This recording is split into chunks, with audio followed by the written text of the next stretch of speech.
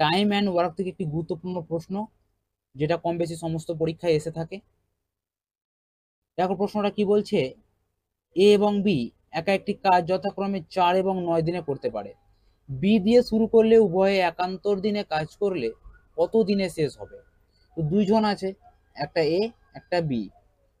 তাহলে এ 4 দিন করছে, বি করছে কয়দিন? 9 দিন।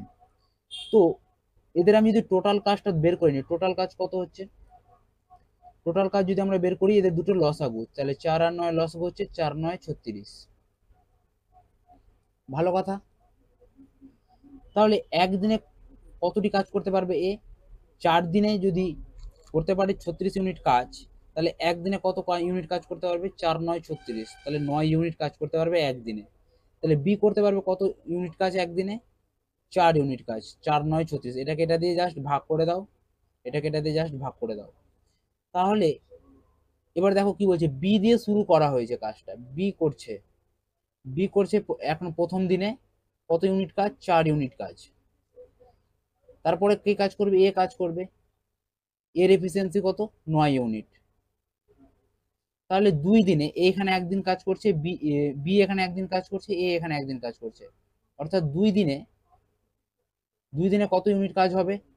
4 আর 9 যোগ করে দাও, 13 ইউনিট কাজ হবে, তাই না? আর আমার টোটাল কাজ হচ্ছে কত ইউনিট কাজ? 36 ইউনিট কাজ।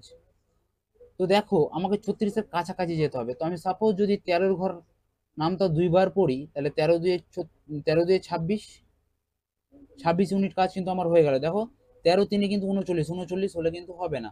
তো 26 ইউনিট কাজ আমার হয়ে গেল।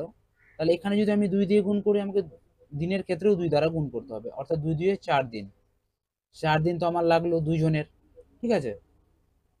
বাকি থাকছে কত ইউনিট কাজ? 36-এর মধ্যে 26 ইউনিট কাজ হয়ে গেল, বাকি থাকছে কত ইউনিট কাজ? 10 ইউনিট কাজ।